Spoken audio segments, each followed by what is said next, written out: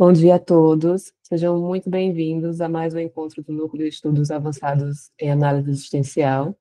Hoje temos a alegria de receber a Jéssica Batti, psicóloga graduada pelo Centro Universitário São Camilo e especialista em Psicologia da Saúde pela Unifesp. Jéssica é membro do grupo Corpo e Finitude, INCA, do Rio de Janeiro, e atua como supervisora no Programa de Acolhimento ao Luto da Unifesp. Com formação continuada no Fórum do Campo Calacaniano, ela vem se dedicando a temas que atravessam a clínica e despertam desejo, como escritora, como a escrita, a feminilidade, o corpo e a escuta terapêutica. No seminário de hoje, com o tema o que as escritoras podem ensinar aos terapeutas. Jéssica nos convida a pensar como a literatura e a experiência estética podem abrir caminhos singulares para o encontro clínico e para a escuta de cada sujeito. Seja muito bem-vinda, Jéssica, e obrigada por compartilhar seu trabalho conosco. Eu que agradeço, gente. Estou muito feliz de estar aqui, de estar podendo falar sobre esse tema que tem me acompanhado já aí há um tempinho. Eu vou apresentar para vocês uma tela com alguns slides que são as citações que eu uso das autoras que eu vou trabalhar, e vou contar um pouquinho como eu escolhi trabalhar com isso, vou tentar dizer um pouquinho do meu percurso também, para a gente poder ir conversando, assim, eu não tenho a pretensão de ser muito radicalmente teórica. Eu quero falar um pouco mais da experiência que eu venho tendo estudando essas autoras. Não quero fazer isso de um jeito, né? Eu não pretendo falar aqui da história dessas autoras, assim, não pretendo ir por essa via, que é uma via que a gente pode estudar, né? A literatura, pensando em contexto histórico, pensando em contexto de vida dos autores que a gente lê, mas o meu fio condutor são essas pessoas que falam sobre escrever. Justamente porque eu fui me encontrando com essa temática e pensando o que a escrita tem a ver com o trabalho de elaboração psíquica. Então, toda vez que eu estiver falando aqui para vocês de escrita, do que essas autoras vão ensinando para a gente, vão falando da experiência delas de escrever, o que eu estou querendo fazer, assim, uma articulação é justamente o trabalho de elaboração psíquico. E isso, eu pego esse recorte da literatura, pego esse recorte da escrita, mas a gente pode pensar em muitas outras práticas que fazem essa mesma articulação. A gente pode pensar na pintura, na música, nas construções de vida mesmo, né? Acho que tem um norte da minha fala que são as construções de vida e de sentido de vida, né? Assim, as construções que fazem a gente que é humano construir essa humanidade que está ao nosso redor, né?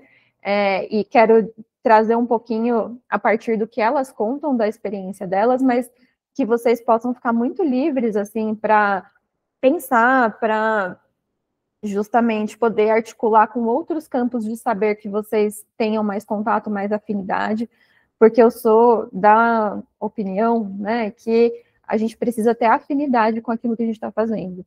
Então, não adiantaria eu falar aqui, sei lá, de pintura, que é uma coisa que eu conheço muito pouco e que eu tenho pouquíssimo contato, só porque é uma via de pensar também a elaboração, né? Então, deixando claro que tem outras articulações possíveis, além dessa que eu estou fazendo, e que eu convido vocês a fazerem, conforme vocês tenham as afinidades de cada um, mas eu prezando muito por essa singularidade, que é como eu vou pensando a formação, né? A formação de cada um, a possibilidade de criar um estilo clínico, né? A possibilidade de inventar algo para fazer dessa vida é muito singular e é atravessada pelas afinidades que a gente vai tendo ao longo da vida e pelas coisas que nos tocam sem um motivo último, né? Sem um motivo último e aparente. Tem coisas que nos tocam simplesmente porque estão na nossa vida, né? Simplesmente porque estão ligadas a algo que a gente pode não conseguir nem dizer. E, para mim, a literatura escrita está nessa via, né? Então, por isso que eu escolho.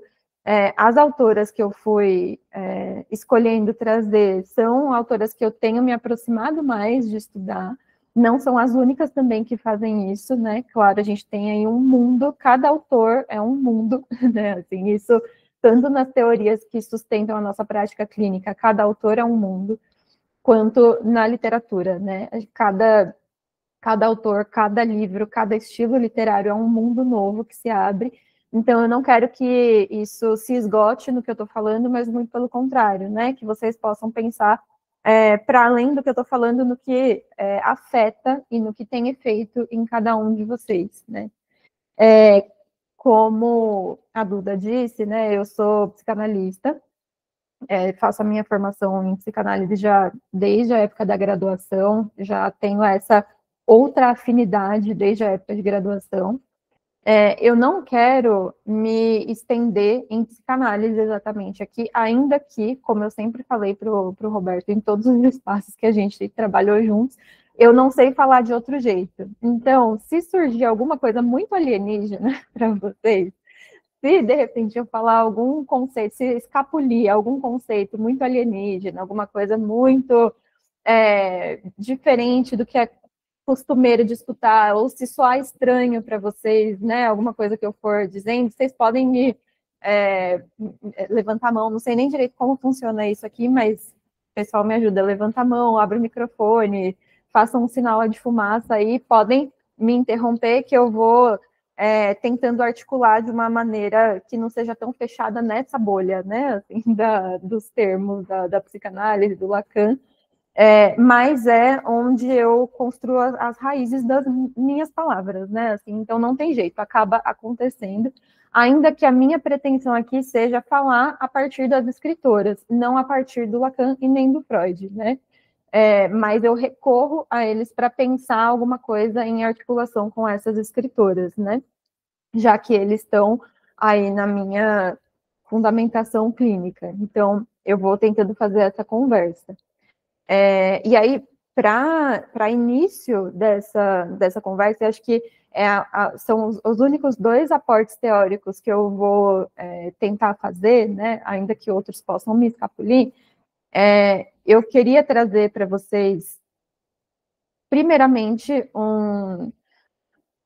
bom, algo muito importante para mim que fique claro nessa transmissão, que vem de um jeito que o Lacan pensa essa articulação com a literatura, a articulação da psicanálise da clínica, do fazer clínico com a literatura, que é uma situação que ele fala assim: isso não é um madrigal, mas uma baliza de método, que pretendo afirmar aqui em seu valor positivo e negativo. A única vantagem que um psicanalista tem o direito de tirar de sua posição, sendo-lhe esta reconhecida como tal, é a de se lembrar, com Freud, que em sua matéria o artista sempre o precede. E, portanto, ele não tem que bancar o psicólogo quando o artista lhe desbrava o caminho. E ele vai falar isso num texto em que ele fala justamente de uma obra da Marguerite Duras, que é uma das autoras que eu vou trazer. O que ele quer dizer, né, com isso? Que há uma articulação possível entre a clínica e entre a teoria e a literatura vai para além de uma interpretação sobre o autor, sobre necessariamente os mecanismos psíquicos desse autor e da própria vida, né? Pode ir para além de uma decifração, mas a literatura pode ser usada como uma apropriação. E esse é o meu intuito, que a gente possa se apropriar do que a literatura mostra como experiência para poder pensar na clínica. Então, usar a experiência dessas escritoras para poder pensar na clínica, e não tentar decifrar essas escritoras com um aporte teórico, com algo que o Freud e o Lacan disseram, né? Isso não vai necessariamente na contramão do Freud, né? Ainda que o Freud use muito dessas possibilidades de interpretação sobre os autores, sobre as obras, né? Algo que sempre fica comigo e que eu sempre repeti também é o quanto o Freud parte da experiência clínica, da experiência como leitor, da experiência como aluno de muitas pessoas, né? Ele está sempre partindo da experiência para fazer suas construções. Então, por mais que esse uso da literatura possa parecer que vai um tanto na contramão do que o Freud foi fazendo em alguns momentos, né? Eu não acho que vai, acho que tem um sentido que é o que ele prezou por muito tempo do ensino e da obra dele, né? E aí, em segundo lugar, o que eu quero mostrar para vocês, que é justamente do Freud, está nesse livro aqui, que é esse marronzinho, aparece, acho que espelhado, né? É o livro que ele fala do caso do pequeno Hans, né? Esse que é de 1906 a 1909. Tem um texto bem curtinho nesse livro, desses que acho que ler Freud pode ser um exercício não vou dizer um exercício literário, mas ler Freud pode ser um exercício prazeroso, assim, não necessariamente trabalhoso. Tem os textos mais trabalhosos do Freud, né? Tem metapsicologia, os casos clínicos que são bem grandes, né? Mas ele também tem textos curtos que não necessariamente a gente precisa de muita afinidade teórica para ler e para poder ser afetado, né? Um desses textos muito famosos é sobre a transitoriedade, né? Fala sobre a finitude, sobre o luto, um texto lindíssimo. E um outro texto que eu acho que vale a pena, que está nessa toada, ainda que ele seja um tanto mais teórico, é esse que chama O Escritor e a Fantasia. Esse texto é traduzido de várias outras formas, nessa edição que eu mostrei para vocês, ele é traduzido assim. E aqui o Freud vai falar, entre algumas outras coisas, né? Ele está tentando articular algo que o escritor faz, o fantasiar de um sujeito, o brincar da criança, né? Assim, os devaneios, né? Então ele vai fazendo essas articulações. E, bom, o que eu quero trazer para vocês que está nesse texto é que ele vai dizer que um escritor, assim como um sujeito com a sua fantasia, com a construção da sua fantasia, que a gente também pode fazer uma leitura como a construção do seu sentido na vida, né? Assim, a gente pode pensar em fantasia como a construção de um sentido para estar no mundo, para existir, que lugar eu tenho no mundo, né? A gente pode tentar traduzir assim.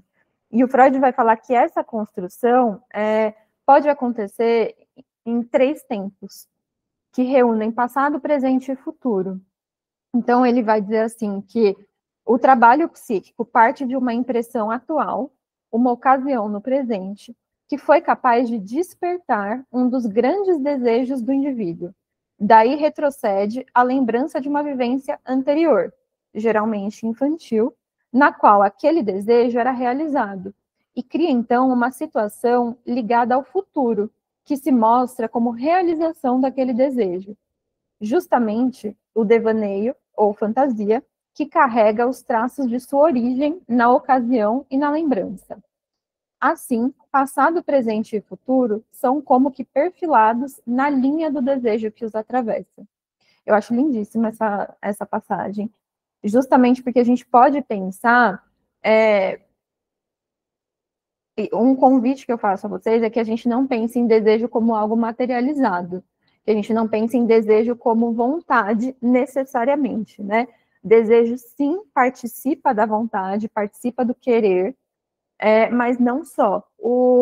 Isso que ele está falando como desejo que atravessa, a leitura que eu faço, não necessariamente a única leitura do Freud possível, mas a leitura que eu faço, junto com Lacan também, é que esse desejo que atravessa é aquele que comporta a noção de falta.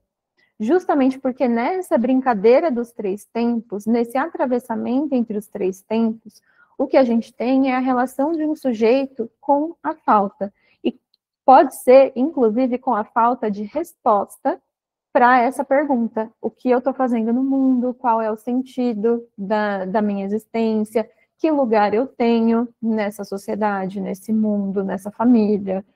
Várias perguntas que um sujeito pode ir se fazendo, né? E que o desejo de resposta a isso pode estar em jogo numa produção. Então, o que eu quero trazer, que tem muito a ver com esse trechinho que o Freud está falando, é esse convite a pensar o que o que faz prisão dentro dessas respostas e o que faz criatividade dentro dessas respostas. Esse é o jogo da escrita. A escrita está sempre entre algo que contorna e pode criar, junto com esse contorno, pode criar um fechamento, assim como a escrita com a linguagem, com a palavra, comporta a possibilidade de abertura. Então, é um pouco disso que eu quero ir falando com vocês a partir da experiência dessas autoras que têm um corpo afetado pela escrita, né? Isso é o que eu queria falar mais teórico. A partir de agora, eu vou tentar não entrar tanto nesses meandros.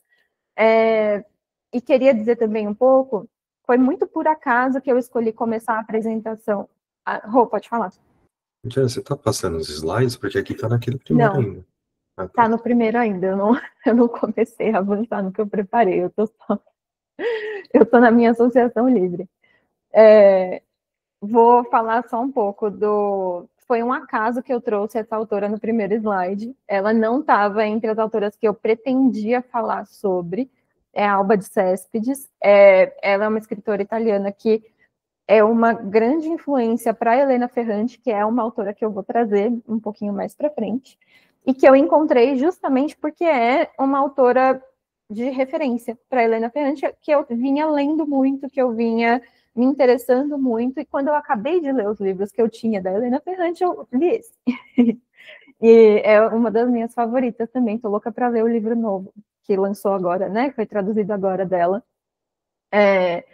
O livro que eu li foi O Caderno Proibido, e fez um estrondo para mim.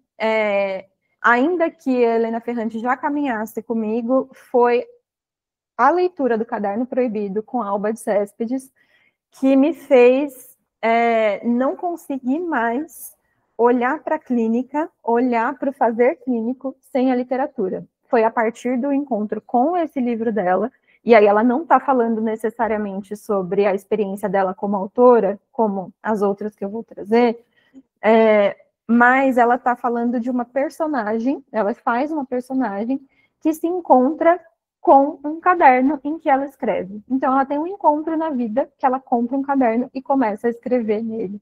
Ela não deixa de estar falando da experiência de escrita através dessa personagem. E isso não conseguiu, os efeitos que isso tem para essa personagem não saíram de mim nunca mais. Até hoje, isso faz toda vez que eu me encontro com alguma coisa que eu escrevi sobre esse livro, que eu me encontro de novo com ele, faz um estrondo de novo em mim, porque foi um lugar muito inaugural para me perguntar por que algumas pessoas insistem em fazer análise, em fazer terapia, em desbravar isso, e outras pessoas não. Por que algumas pessoas insistem e outras param em algum ponto desse caminho?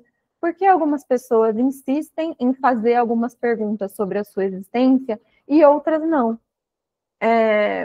O que será que faz causa para que alguém siga se perguntando sobre a sua existência? E o que eu fui construindo nesse tempo é que não é o sofrimento que faz alguém insistir em se perguntar. O sofrimento traz alguém para o consultório, o sofrimento traz alguém para a clínica, né? O sofrimento é o passo inicial para um percurso terapêutico. Mas o que faz causa para que alguém siga se perguntando é justamente essa possibilidade de se inquietar com essa pergunta, né?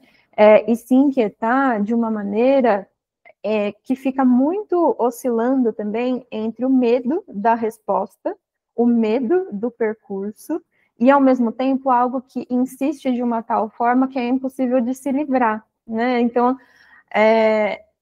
isso só acontece porque é uma fala endereçada, né? No caso desse livro da Alba de Céspides, tinha uma fala endereçada a um caderno, uma escrita endereçada a um caderno, né?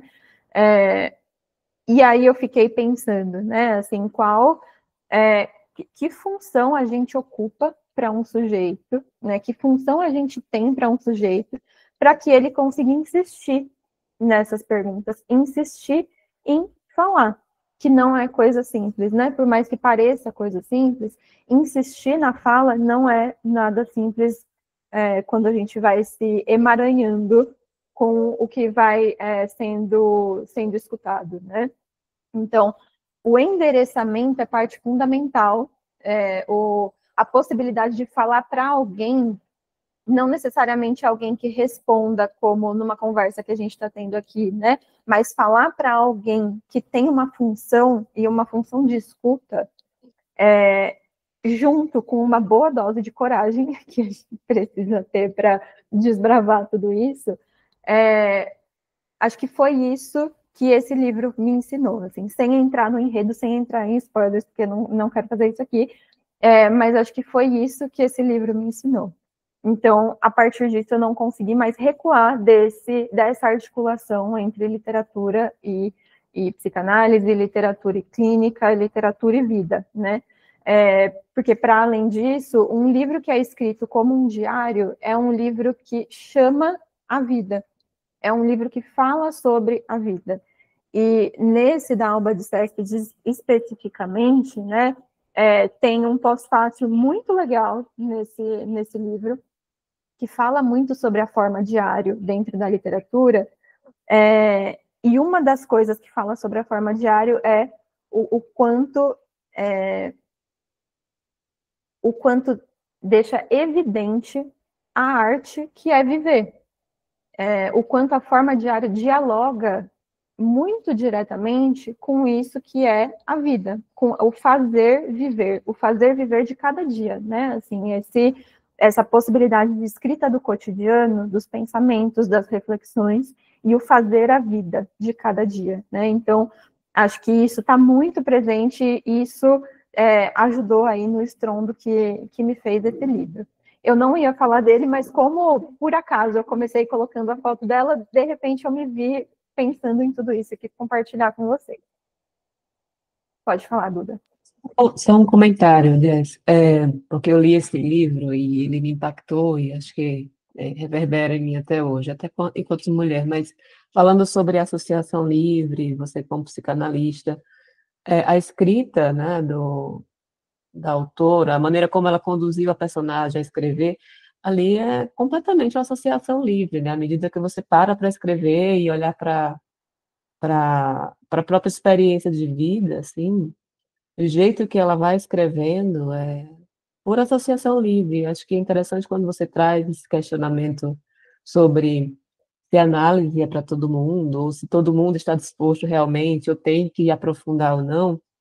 Eu acho que entra nesse lugar de outros modos também de poder de se conhecer e de ampliar assim, a própria existência, né? Acho que a escrita tanto quanto a fala, é difícil por isso também. É difícil escrever, é difícil falar com alguém e escrever também. Sobre a mesma coisa, mas colocar isso na escrita é difícil.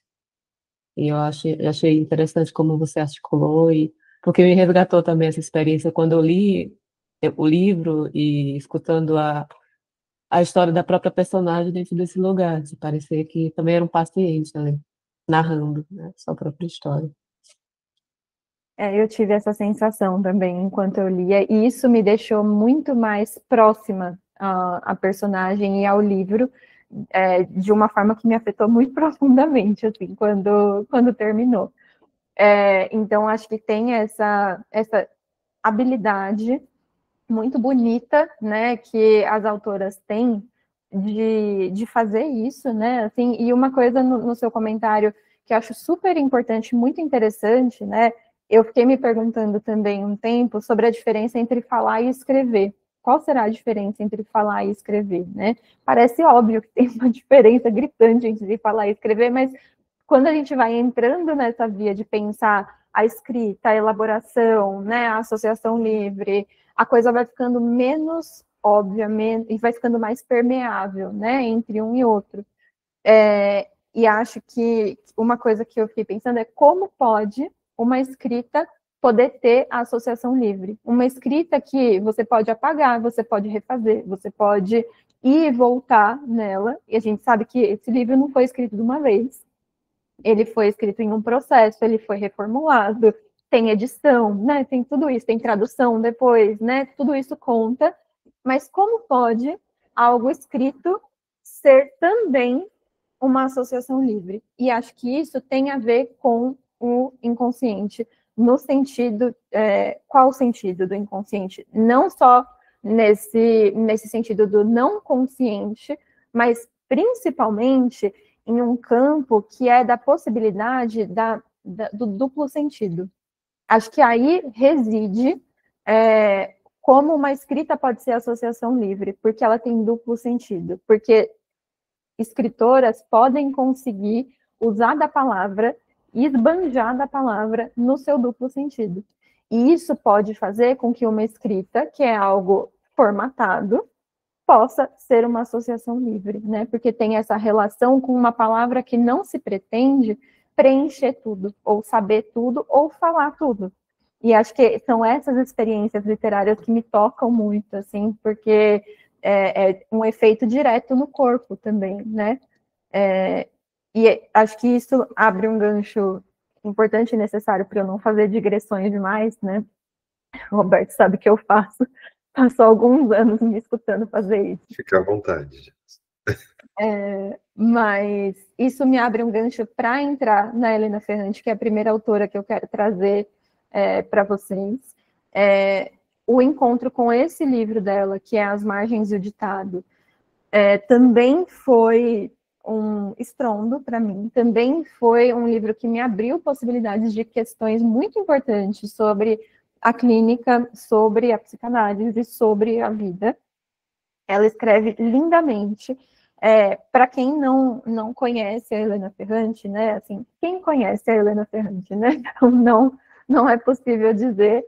Ela é uma autora que usa esse pseudônimo para escrever, mas não se sabe quem é, né? Assim, tem toda essa mística ao redor dela, né? De que não sabe se é uma pessoa, se é mais de uma, quem é. Tem várias teorias aí que vão rolando, né? De quem que pode ser, né?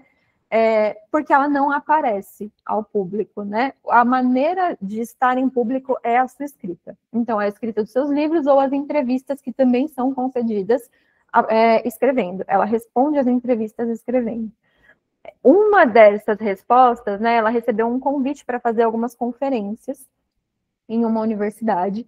E essas conferências ela escreve, se não me engano, são os 4 capítulos desse livro, são 4 conferências dela. E uma pessoa interpreta a escrita dela na universidade. Então, vai uma atriz e interpreta a escrita dela na universidade.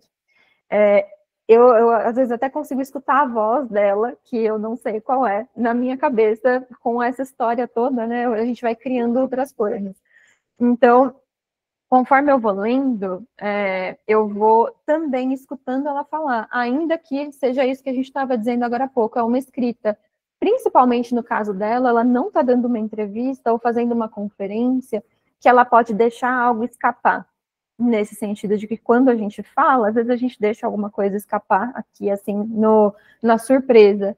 Ao mesmo tempo, eu não consigo deixar de escutar a escrita dela. Eu não leio, eu escuto. Eu não leio como uma entrevista num jornal, né? Assim, que a gente abre, lê e fica informado, né?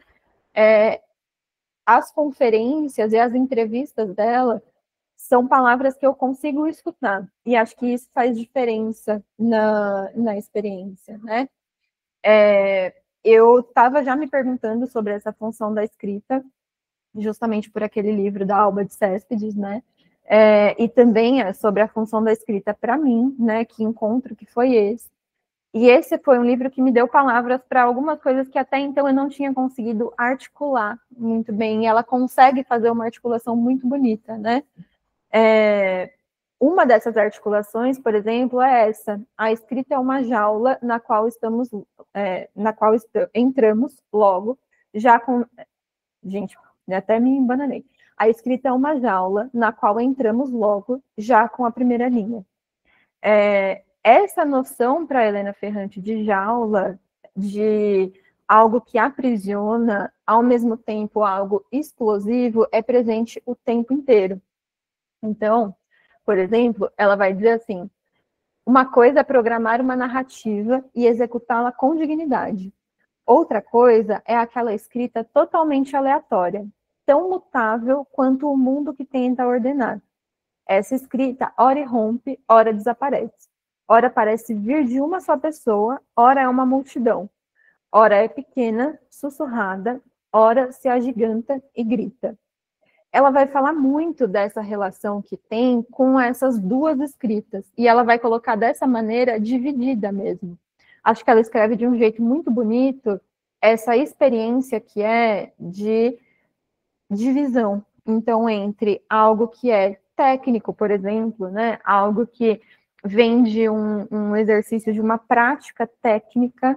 Então, escrever também é uma questão de prática, de técnica, de aprendizado. Se aprende a escrever literatura, inclusive, né? Mas o que acontece em meio a esse aprendizado que ela tem é justamente que irrompe uma outra escrita. E é uma outra escrita que chacoalha essa escrita formatada, técnica, aprendida, encaixada em certos parâmetros, né? Assim, em certos parâmetros que são condizentes com a aprendizagem, né? Para aprender, a gente precisa justamente das margens. Ela vai fazendo essa relação, né, com as margens, as linhas do caderno, a palavra que quebra e rompe dessas linhas do caderno. E uma das coisas que eu acho muito, muito bonitas é que ela vai falando, entre essas duas escritas, ela chama essa escrita mais formatada de uma escrita masculina. Por quê? Na época em que ela foi aprendendo, foi crescendo, e não dizendo que isso passou hoje, né? Mas isso está de um jeito diferente hoje. A escrita ideal era a escrita de um homem. Então, não sei se vocês já ouviram essas histórias de algumas escritoras que escutaram muito que mulheres não sabiam escrever, que mulheres não podiam escrever, que mulheres não sabiam pintar, que mulheres não sabiam compor, que mulheres não sabiam fazer a arte com perfeição. Quem fazia arte como ofício, como profissão, com perfeição, eram os homens. Mulheres podiam fazer todas essas coisas dentro de casa. Então, elas podiam escrever um diário, elas podiam ler uma revista, elas podiam, sei lá, tocar piano na sala depois do jantar, né? Podiam cantarolar enquanto estavam lavando uma louça, mas isso era sempre domesticado, né? O exercício artístico das mulheres sempre domesticado, justamente porque não se considerava capacidade para que isso fosse colocado a público. Então, essa forma rígida que a Helena Ferrante vai falando ao longo do livro vem dessa escrita, dessa rigidez masculina, e aqui eu gostaria muito que a gente pudesse pensar nesses termos, considerando o gênero enquanto algo que está na nossa história, né? Então, sim, quando a gente está falando que mulheres ficavam para dentro de casa, mulheres ficavam para dentro de casa. Mas também que a gente possa considerar essa escrita masculina associada à história e aos gêneros na história, mas também podendo pensar que uma escrita masculina é uma escrita que se faz a partir da forma, não necessariamente a escrita que um homem faz. Acho que esse é o ponto que eu quero chegar. Da mesma maneira que quando a Ferrante vai falar de uma escrita feminina, a gente vai sim pensar na escrita que mulheres fazem, porque durante a história, para escrever, mulheres precisaram ser exceção, mulheres precisaram ser subversivas, mulheres precisaram estar em lugares muito desafiadores, né? Assim, então o requerimento para isso acontecer era justamente quebrar com a norma, quebrar com a forma. Então, por isso que tem um sentido histórico em falar em escrita masculina e feminina. Ao mesmo tempo que a gente pode considerar que um homem pode escrever nessa ruptura da norma. A gente não precisa considerar que isso tem a ver com ser homem ou ser mulher, porque a gente vai entrar numa discussão muito complicada e gigantesca, né, sobre o que é isso, né? Então, não partindo do princípio de que isso tem a ver com algo que se é, homem ou mulher, mas podendo considerar que isso tem a ver com uma posição na história, na sociedade, uma posição com relação à própria escrita. Então, o que será que leva uma pessoa a poder usar dessa escrita arrebatadora que a Ferrante está falando aqui, né? Por exemplo, o que leva uma pessoa a poder quebrar com a sua própria norma, quebrar com a sua própria rigidez, e o que leva uma pessoa a suportar quebrar a forma, não necessariamente para mantê-la quebrada, mas para poder fazer alguma coisa com essa quebra. Então, é um pouco isso que ela vai falando, mas aqui falei nas minhas palavras, essas não são as palavras dela são muito mais bonitas do que isso. Por isso que eu quis trazer as citações, porque realmente tem uma beleza diferente, né? E é nesse sentido que a Ferrante vai se perguntando: como é possível usar com liberdade uma jaula, essa jaula que se entra logo com a primeira linha, seja ela um sólido gênero literário, sejam hábitos expressivos consolidados, seja até mesmo a própria língua, o dialeto. Não sei se vocês sabem, mas na Itália eles têm uma questão com o idioma italiano e os dialetos que se falam em diversas regiões, né? Na obra da Helena Ferrante isso é muito presente, essa possibilidade de uso do dialeto e do italiano ao mesmo tempo, que quando chega para a gente na tradução, já não é completamente acessível, né? O livro chega em português para a gente, né? Ele não chega com essa dissonância, mas isso existe na escrita dela, e é uma dissonância muito importante para pensar as possibilidades de uma escrita masculina e feminina, como ela vai nomeando, né? Então, a gente tem posições muito diversas, né? A gente tem, por exemplo, o feminino e o masculino, a gente tem, por exemplo, o italiano e o dialeto, a gente tem esses pares de opostos que vão conversando na escrita dela, não necessariamente se anulando, mas vão podendo conversar. Então, o que fica para mim, quando ela vai se perguntando, eu acho uma pergunta muito clínica. Quando ela faz essa pergunta, eu acho muito clínica, eu acho muito... isso me leva para a experiência clínica de se perguntar o que eu faço com a minha própria jaula. O que eu faço... Ela mesma fala, né, dos hábitos consolidados. O que eu faço, por exemplo, com isso que eu aprendi a responder sobre a minha existência? Ali, quando eu me perguntei, quem será que eu sou? Por que será que eu estou no mundo? O que eu estou fazendo aqui? Eu encontrei algum tipo de resposta que, de alguma maneira, se consolidou com o tempo. Isso é o que a gente pode chamar de fantasia. Uma fantasia fixada, uma fantasia que faz jaula, uma fantasia que, às vezes, quando um sujeito chega para a gente, está rígida como uma certeza. Então, os sujeitos chegam para a gente contando de uma certeza, contando de uma resposta, né, como uma certeza, quando, na verdade, ela é uma construção. E é isso que a Ferrante está falando aqui. Da mesma maneira, a literatura tem a ver com uma construção. A escrita tem a ver com uma construção. Então, eu fui, conforme eu lia isso, eu fui muito para o exercício clínico, né? Eu fui muito para essas perguntas fundamentais que a gente escuta ao longo de um processo terapêutico, e que tem muito a ver também com pensar o que será que é usar com liberdade. O que é usar o que está consolidado com liberdade, né? Porque essa é a pergunta dela.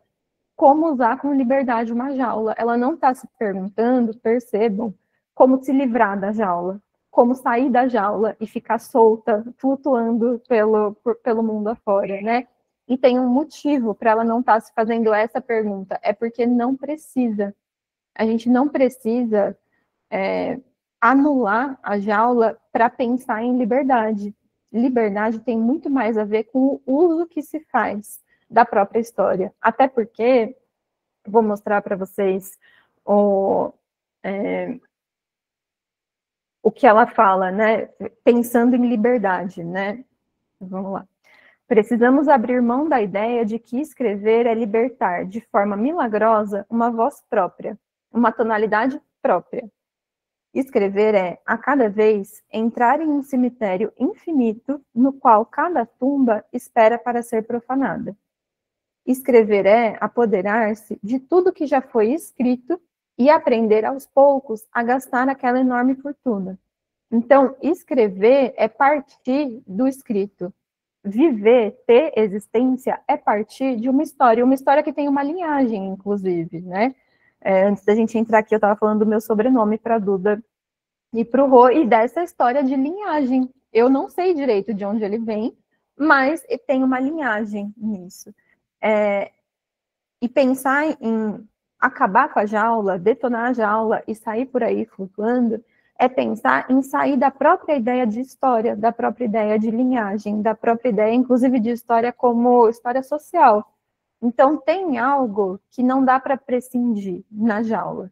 Isso não significa que ela seja necessariamente uma prisão inescapável, que é um pouco por onde a Ferrante vai caminhando com a pergunta dela, né? A gente pode pensar que se faz algo singular com a história.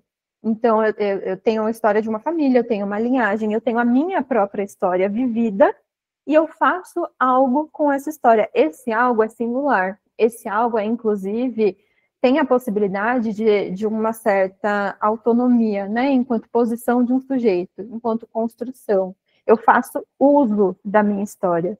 Isso não significa que eu possa prescindir dessa história. Tem uma diferença muito grande. E todo o jogo de pensar o que aprisiona e o que liberta é pensar também em como fazer. O que eu faço com isso tudo que foi me acontecendo? O que eu faço com o que aconteceu com o mundo? O que eu faço com o que está acontecendo agora, né? Então, tem algo que é imprescindível. É impossível prescindir da própria história. O que é possível é fazer algo com. E é um pouco disso que ela vai respondendo. A resposta dela é muito bonita, me ensinou muito, né? Que é o desafio, eu pensava e penso, é aprender a usar com liberdade a jaula na qual estamos presas. Enfim, habitar as formas e depois deformar tudo que não nos contém por inteiro, que não pode de modo algum nos conter. Então tem a deformação, pensar que a gente pode, inclusive, deformar a nossa própria história, que aquela resposta daquela pergunta do quem sou eu e o que eu estou fazendo aqui, ela pode ser respondida e deformada depois. Isso é pensar na construção de uma análise, na construção de um processo terapêutico, a possibilidade de habitar essa história, mas também poder deformá-la, também poder fazer uso dela. É isso que eu quero dizer com fazer uso, fazer alguma coisa com isso. Que é o que também pode levar a uma diminuição considerável do sofrimento. Afinal de contas, o sofrimento ele pode estar em jogo quando essa fixação, quando essa rigidez dessa jaula está muito marcada. Então, quando eu vou pensando nisso em termos do atravessamento com a clínica, né, acho que isso dá uma baita resposta para a gente enquanto vamos escutando sujeitos em sofrimento, como poder acolher uma história que muitas vezes um sujeito vem querendo jogar fora, mas sabendo, a gente sabe que é impossível jogar fora a própria história, e que a possibilidade está justamente naquela coragem, né, que eu falei lá no início, e que é uma coragem de se perguntar, de sustentar uma pergunta, a insistência de sustentar uma pergunta, mas também a coragem de poder deformar essa história, de poder, é muito assustador se deparar com a possibilidade do duplo sentido, que é um pouco para onde eu quero ir agora, né? Eu falo que é muito assustador e já abro margem para a gente se assustar junto. Antes de eu tinha esquecido de uma coisa, né? Essa questão da deformação, isso não se faz sem ato. Então, quando eu estou falando aqui dessa possibilidade de trabalho psíquico, elaboração psíquica, isso não se faz sem um ato de um sujeito. elaborar é um ato no sentido de que envolve o corpo. O tempo inteiro, nesse livro da Helena Ferrante, ela está falando, quando ela fala dessa escrita feminina, ela está falando de uma escrita que implica o próprio corpo. E quando implica o próprio corpo, faz um ato. Então, no caso do que ela está dizendo, né, é o ato de escrever. O ato de escrever é parte do próprio corpo e é o ato que faz deformação. E não faz só uma deformação na literatura, no texto. Faz uma deformação também a partir das marcas que isso produz no corpo. Então, quando a gente pensa, né, nessa articulação, é muito importante que a gente considere um sujeito que não está mente e corpo tão divididos, né? Mente e corpo tão apartados. A gente está aqui, o sujeito que escreve é um sujeito marcado pelas palavras. E aí, nesse sentido, um sujeito que fala no nosso consultório é um sujeito que está marcado pelas palavras. E nesse sentido é que o ato tem a ver com o corpo. É nesse sentido que escrever, esse escrever que eu estou falando para vocês, não é só redigir alguma coisa, não é anotar alguma coisa. Esse escrever é o que tanto se abre para o duplo sentido, para a possibilidade do duplo sentido, mas também é o escrever que se faz sentindo no corpo. E é um pouco do testemunho que essas autoras vão dando. Que essa é uma escrita que cansa, exaure, que abala as estruturas do corpo, né? Então, isso a Ferrante também fala com bastante maestria, assim, mas para falar sobre o que nesse duplo sentido assusta, o que nesse duplo sentido e na busca por uma resposta dessa pergunta que é existencial também, o que nisso assusta, o que nisso faz com que muitas vezes a jaula seja a escolha, eu vou partir para Marguerite Duras, porque é aqui que ela vai falar muito sobre o desconhecido. Então, com a Helena Ferrante, eu sinto que a gente tem as coisas de uma forma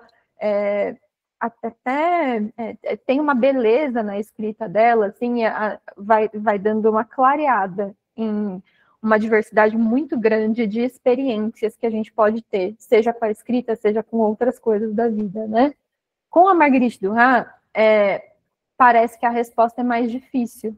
Então, é um texto que está o tempo inteiro, o texto da Ferrante já faz uso das contradições, mas é um uso muito amarrado, é um uso muito bonito da contradição, né? Porque parece que a gente entende alguma coisa no final dele, né? Tem uma sensação boa de alguma compreensão, pelo menos para mim teve.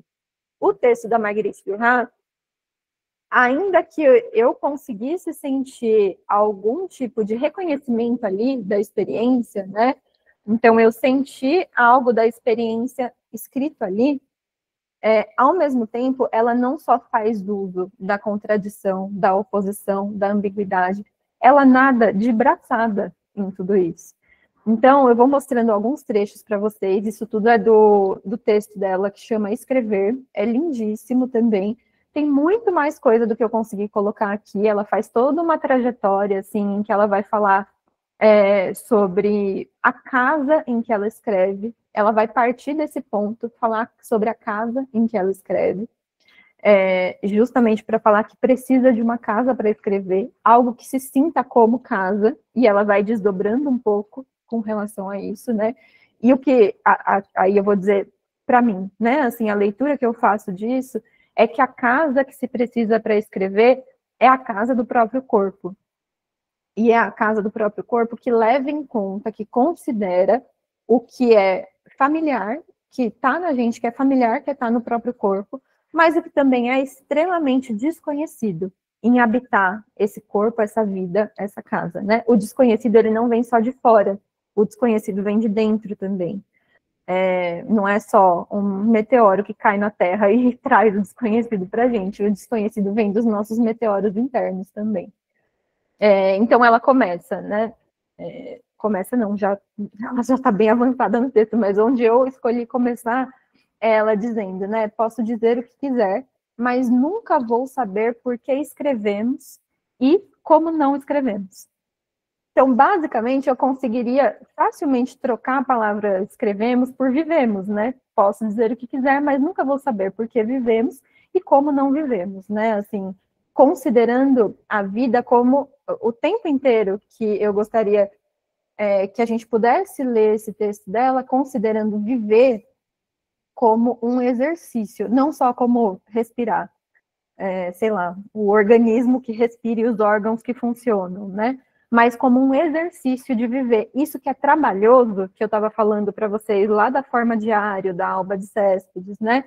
Isso que dá trabalho em viver, que parte de um esforço no melhor uso da palavra, né? Assim, esforço no sentido disso que é trabalhoso de fazer alguma coisa com a vida. Eu gostaria que a gente pudesse ler, viver como esse exercício, não só como passivamente respirar e estar aqui, mas como poder fazer alguma coisa com a vida. Então, acho que a Marguerite Duras, ela consegue trazer esse desconhecido muito à tona, né? Assim, vocês vejam, né? Ela está dizendo que ela não sabe não escrever, mas ao mesmo tempo ela também não sabe dizer por que ela escreve. Tem uma pergunta existencial aqui. Tem uma pergunta sobre a existência quando ela está se perguntando sobre a escrita. E isso não é qualquer coisa, né? Justamente as criações, quando eu penso em escrever, eu penso em criar. Quando eu penso em pintar, eu penso em criar. Quando eu penso em compor, eu penso em criar.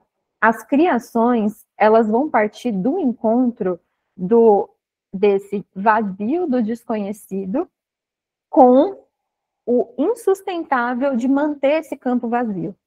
Então, é necessário que tenha algo vazio nesse campo para que possa se criar a partir disso, mas é impossível de preenchê-lo totalmente com aquilo que se cria. Então, daí o movimento de criação, o movimento de inventividade, né? O vazio não se obtura, o vazio se conhece, se sabe de. Eu sei da existência desse vazio para mover. Não necessariamente o que eu faço obtura esse vazio. E é um pouco disso que eu acho que ela vai falando nesse texto, né? Por exemplo, o desconhecido, como eu estava falando para vocês, pode levar para um lugar muito assustador, né? Nas palavras dela. Escrever assim mesmo, apesar do desespero. Não, com o desespero. Que desespero? Não sei dizer. Não sei o nome disso. Ela faz isso o texto inteiro, gente. É muito interessante de ir acompanhando, né? Ela fala uma coisa e fala que não sabe o que é. Isso é muito clínico também, né? Quantas vezes um sujeito está falando uma coisa e falando que não sabe ao mesmo tempo? Diz e desdiz. Diz, mas não é isso. É um pouco isso, mas não é tudo isso, né? Porque a palavra não tem condição de dizer tudo, na fala ou na escrita. É isso que ela está falando aqui. O desespero que ela está dizendo é o desespero desse vazio, é o desespero disso que não chega a preencher tudo, né? Disso que não consegue chegar a se conhecer por inteiro. Então, não é sem o desespero, é com o desespero que se faz. E justamente por isso que eu falei no começo de uma boa dose de coragem, né? Porque frente a isso não é sem coragem que a gente vai. Acho que eu passei. Não, tá certo. E aí ela vai dizer assim: encontrar-se em um buraco, no fundo de um buraco, numa solidão quase total, e descobrir que só a escrita vai te salvar. Não ter um tema para o livro, não ter ideia alguma para o livro, é se encontrar ou se reencontrar diante de um livro. Uma imensidão vazia, um livro eventual. Diante de nada. Diante de uma espécie de escrita nua e terrível, terrível de superar.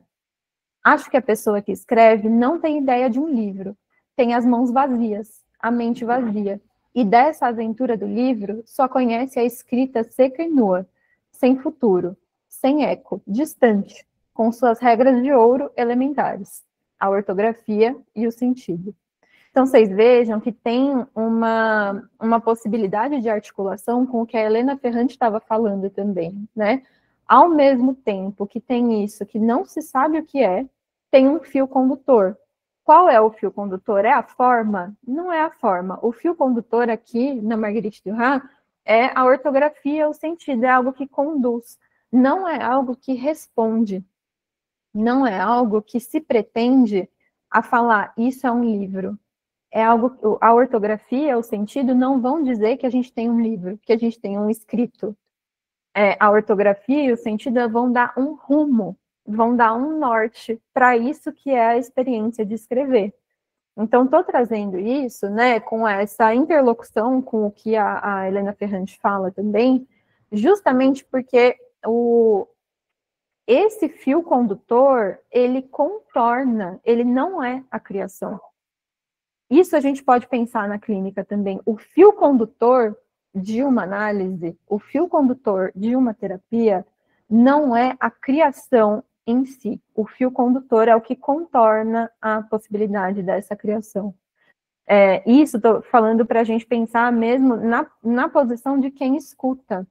Quem escuta, muitas vezes, consegue fazer o fio condutor a partir das intervenções, a partir da repetição de certas palavras, a partir de certas interpretações, né? Isso constrói um fio condutor em um emaranhado de palavras que o sujeito está falando. Isso encontra um fio condutor. O fio condutor é a criação? Não. A criação quem faz é o sujeito. A criação quem faz, o trabalho psíquico quem faz é o sujeito. É uma coisa que eu não canso de repetir quando estou dando supervisão no ProAlu, em outros espaços. O trabalho psíquico quem faz é o sujeito. O fio condutor, nessas palavras que a gente devolve, muitas vezes, é o que faz essa linha, mas não é o que cria. Não é a gente que cria alguma coisa. A criação está por parte do sujeito. A escuta faz ponte, mas a escuta não cria necessariamente resposta. A escuta dá contorno, né? É muito importante, é muito acolhedor isso, né? A escuta dá contorno. A escuta não cria isso que a Helena Ferrante estava falando, né? Antes, que é a possibilidade da liberdade. A escuta contorna isso, né? E da mesma maneira, né, fico me perguntando qual solidão é essa que a escrita salva. O que será que tem na escrita que salva da solidão? Sendo que a escrita é também um exercício solitário, e a Marguerite Duras vai falando isso. A Helena Ferrante fala isso ao longo do livro, a Marguerite Duras fala isso ao longo do livro dela. A escrita é uma experiência também de solidão, mas a escrita salva da solidão. Então, vejam bem como ela escreve desse jeito, bem palatável, né? Bem, mas ao mesmo tempo muito afetivo, pelo menos para mim, me toca muito profundamente. Poder não entender tudo isso que ela fala, me toca profundamente também. E aí ela vai seguindo, né? Escrever, não posso. Ninguém pode. É preciso dizer, não podemos. E escrevemos. É o desconhecido que carregamos dentro de nós. Escrever é isso que se alcança. É isso ou nada. E aqui, o que eu convido vocês na leitura, né, desse trecho, é que a gente possa pensar o que ela está chamando de escrita aqui, como eu traduziria esse trecho, né, é que escrever tudo não podemos. Não posso, ninguém pode, não podemos. Mas é preciso dizer, não podemos escrever tudo. E escrevemos alguma coisa. Escrevemos parte. Então, trocando, por exemplo, por viver, né? Assim, por construir essa resposta que tem a ver com a existência, né? É possível construir uma resposta que dê conta de toda uma existência? Não. Mesmo assim, construímos parte dessa resposta. Construímos algo dessa resposta, sempre considerando que vai ter um resto disso, um resto desse vazio, que vai poder impulsionar novas construções. E que não significa mudar radicalmente, né? Assim, acho que isso é importante também. Construir algo novo não significa mudar radicalmente, não significa ter outra história, ser outra pessoa, ter outra existência. Significa poder fazer alguma coisa com a existência que tem. Então, acho que isso que é bonito quando eu vou lendo a Marguerite Duras também, né? Ela vai seguindo, né? Isso faz da escrita algo selvagem. Unimos-nos a uma selvageria anterior à vida, e a reconhecemos sempre. É a das florestas, antiga como o tempo. A do medo de tudo, distinto e inseparável da própria vida. Ficamos ferozes.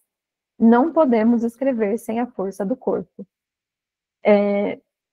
Vou pensando aqui que essa selvageria é um encontro da solidão. Ih, gente, começou um ruído horroroso aqui. Vocês estão...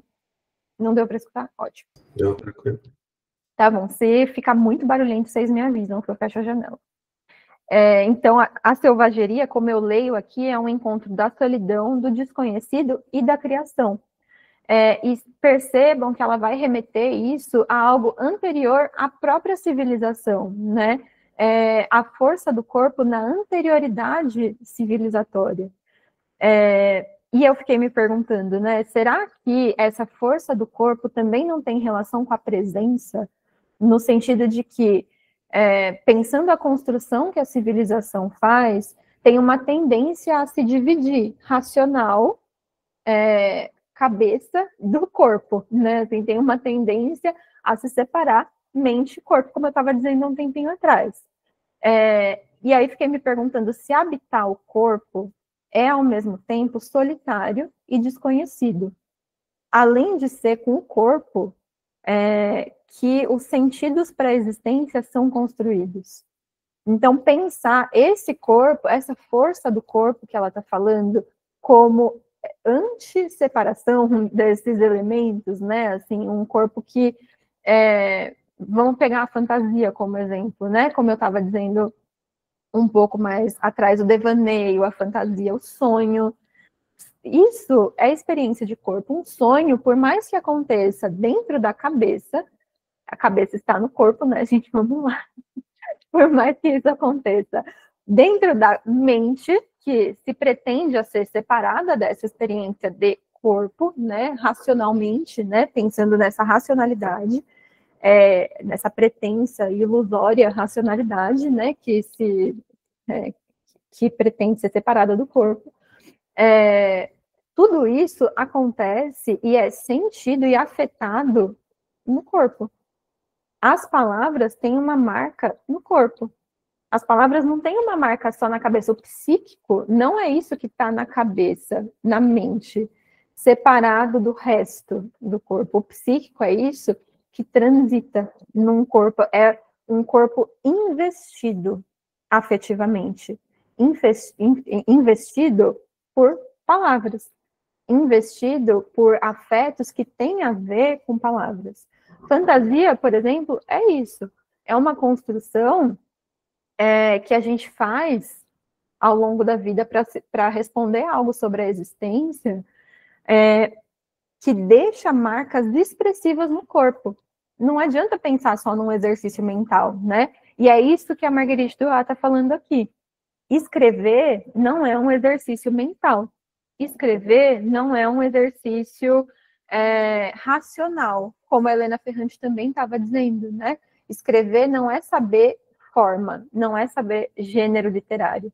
Escrever é isso que se faz com o corpo. A Helena Ferrante tem uma expressão que ela usa que é a mão que escreve.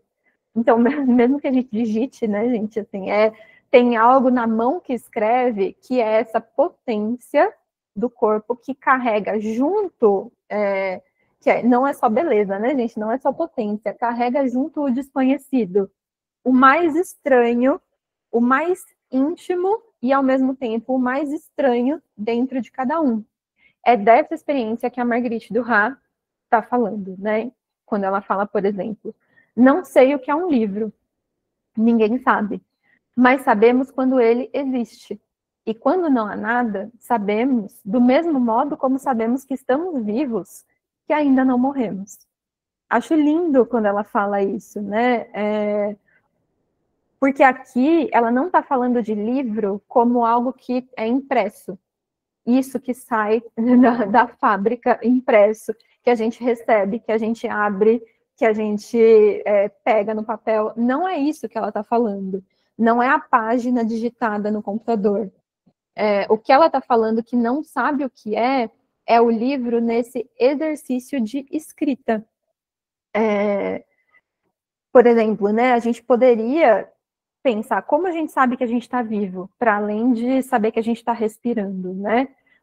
Tudo existe numa relação de oposição, né? Então a gente fala do sentido da vida considerando a morte, considerando a finitude, partindo dessa noção, né? A gente tem sentido da vida enquanto a gente tem também urgência, a urgência que a finitude implica, né, na vida. Mas a coisa não é tão simples. Como alguém sabe que vive? Porque alguém pode estar vivendo, respirando, com seus órgãos funcionando e sentindo que não vive. Então, é por isso que a Marguerite Duras vai se aproximando da vida nesse exercício do que da vida em termos de sobrevivência, de organismo, né? Porque seria mais fácil se o sentido da vida fosse dado pelo organismo, né? Se respirou, tem sentido a vida. Não é assim, o sentido da vida é dado pelo seu exercício. Então, da mesma forma, o que eu estava dizendo sobre o livro, né? O que faz existir um livro não é ele estar impresso, digitado, é existir em exercício, em ato criativo. Um livro existe no exercício de escrever. É isso que ela está tentando dizer.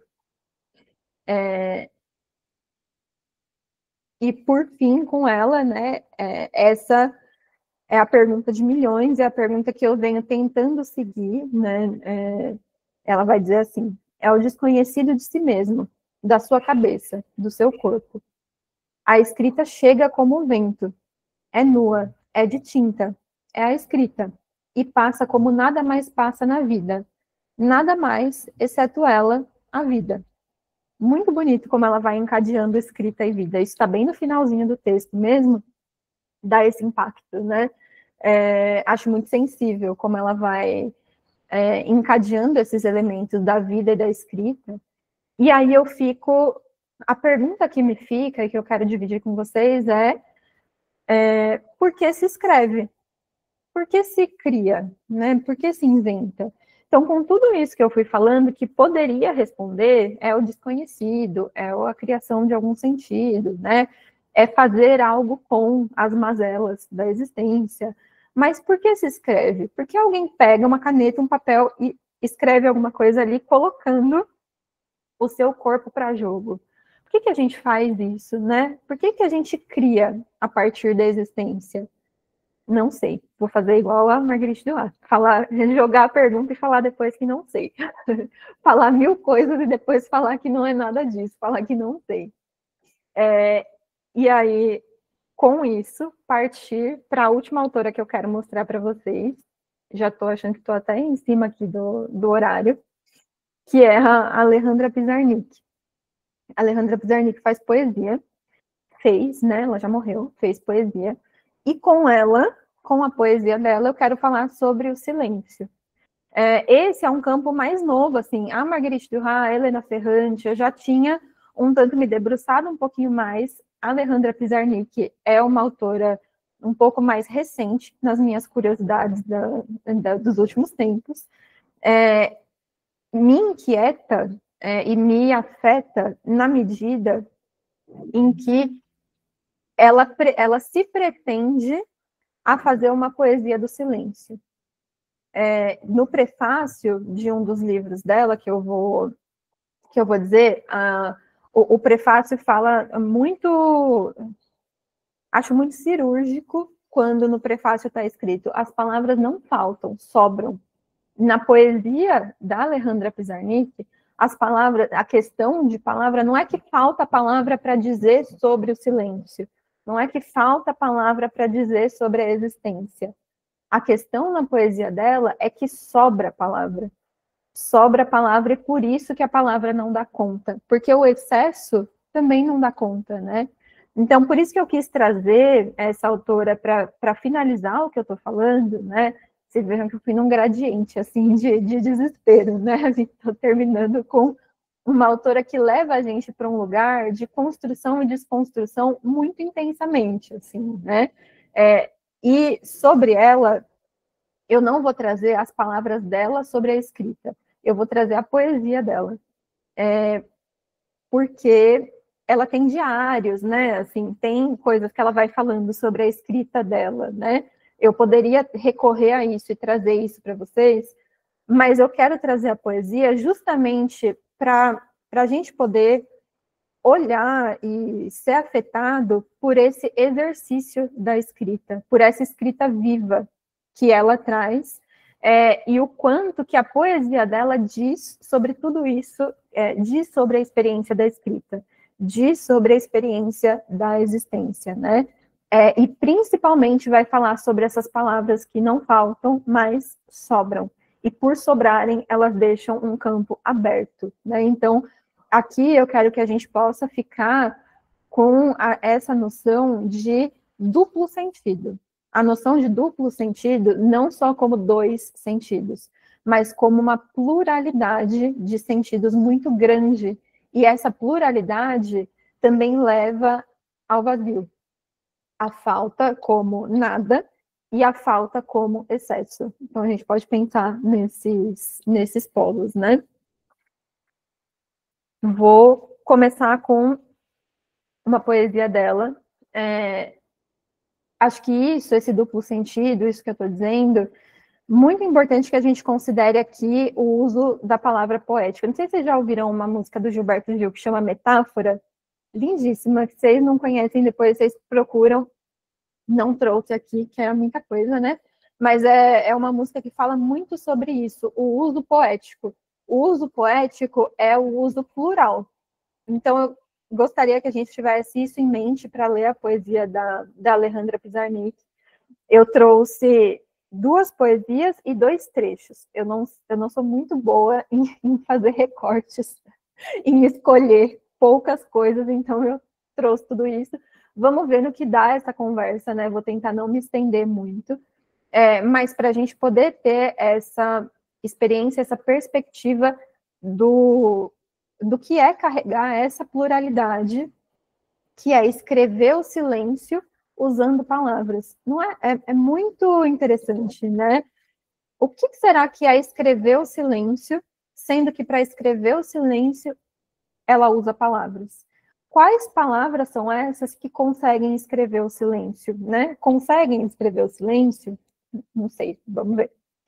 Então, a primeira poesia que eu trouxe é do livro A Extração da Pedra da Loucura. Muito bom esse livro no todo. E ele chama Fragmentos para Dominar o Silêncio. As forças da linguagem são as damas solitárias, desoladas, que cantam através da minha voz, que escuto ao longe. E longe, ao negro areal, jaz uma menina densa de música ancestral, onde a verdadeira morte quis iluminar-me à luz da minha falta de luz. Os ramos morrem na memória. A jacente se aninha em mim com sua máscara de loba. A que não pôde mais, e implorou chamas e ardemos. Quando o telhado da casa da linguagem voa e as palavras não amparam, eu falo. As damas de vermelho sumiram dentro de suas máscaras, mas regressarão para soluçar entre flores. Não é muda a morte. Escuto o canto dos enlutados selar as fissuras do silêncio. Escuto teu dulcíssimo canto florescer meu silêncio cinza. A morte restituiu ao silêncio seu prestígio encantatório. E eu não direi meu poema e hei de dizê-lo. Mesmo que o poema, aqui, agora, não tenha sentido, não tenha destino. Então, esse primeiro poema, acho que o que eu posso falar sobre ele, né, assim, o que eu gostaria de apontar sobre ele é a relação que tem a escrita do silêncio com essa frase que ela coloca: quando o telhado da casa da linguagem voa e as palavras não amparam, eu falo. Que fala é essa que pode acontecer quando as palavras não mais amparam? A gente pode recorrer a isso pensando lá na Helena Ferrante, pensando lá na Marguerite Duras. Qual é essa fala, qual é essa escrita que tem a ver com a possibilidade de deformar a jaula, que tem a ver com a possibilidade de que as palavras não façam o amparo que elas uma vez faziam. Então, quando as palavras em excesso não dão conta da existência, eu falo. Acho isso muito bonito, porque vocês percebam que eu falo apesar desse desamparo. Eu falo junto com esse desamparo. Eu falo quando o telhado da casa da linguagem voa. Então, é aí que eu falo. Não é, ela está indo para um lugar que não é no excesso que se diz, não é no excesso de palavras, no excesso de histórias, mas que é justamente na possibilidade desse, não vou dizer do silêncio, mas é na possibilidade desse desamparo. E aqui eu estou usando o desamparo do melhor jeito possível, porque o desamparo é muito angustiante, né? Assim, então não quero levar isso só para o lado da angústia, mas quero levar isso para um lado também que pode anunciar para a gente o quanto é possível falar, ainda que as palavras não amparem. É possível falar, mesmo que a palavra não seja tudo. É um tanto disso que eu recolho desse poema dela, e uma atenção para como ela vai construindo esse duplo sentido, né? Acho muito bonito como ela vai construindo, por exemplo, não é muda a morte. Escuta o canto dos enlutados selar as fissuras do silêncio, né? Olha como a possibilidade do desamparo da palavra constrói a possibilidade do duplo sentido. Outro poema dela, né? Esse é só um pedaço do poema. Esse poema é lindíssimo, adoraria trazer ele inteiro para vocês, mas ele é longo. Por mais que ela seja uma autora que se pretenda a escrever o silêncio, ela tem uma fase da obra dela que ela recorre a muitas palavras para conseguir escrever o silêncio. Então, tem fases mais curtas, tem fases mais longas. Esse é um poema mais longo dela, mas que, por exemplo, né, o que ela vai dizer sobre a palavra aqui? Sob o negro sol do silêncio, as palavras se douravam. Mas o silêncio é preciso. Por isso escrevo. Estou só e escrevo. Não estou só. Há alguém aqui que treme. Ainda que diga sol e lua, me refiro a coisas que me acontecem. E o que eu desejava? Desejava um silêncio perfeito. Por isso falo. Então, fico me perguntando qual é essa relação que ela faz entre o silêncio e a fala. Qual é essa casa que o silêncio constrói para que ela possa falar? Porque às vezes o silêncio constrói também uma casa para que se possa falar. E acho que isso não está nada distante do nosso exercício clínico, né? Assim, das experiências de escuta, o quanto o silêncio pode construir terreno e casa para se falar. Também não está distante do que a Marguerite Duras estava dizendo sobre o vazio, né? Ainda que silêncio não necessariamente seja vazio, não acho que está distante o que as duas autoras estão dizendo. O próximo, esse é um poema só, não é um trecho, está no livro Inferno Musical, ótimo também, chama A Palavra que Cura. Esperando que um mundo seja desenterrado pela linguagem, alguém canta o lugar em que se forma o silêncio. Depois comprovará que, embora se mostre furioso, o mar não existe. É mar, gente, tá errado ali. O mar não existe. Nem tampouco o mundo. Por isso, cada palavra diz o que diz, e, aliás, mais e outra coisa. Muito bonito como ela consegue escrever a inexistência da coisa sem a palavra.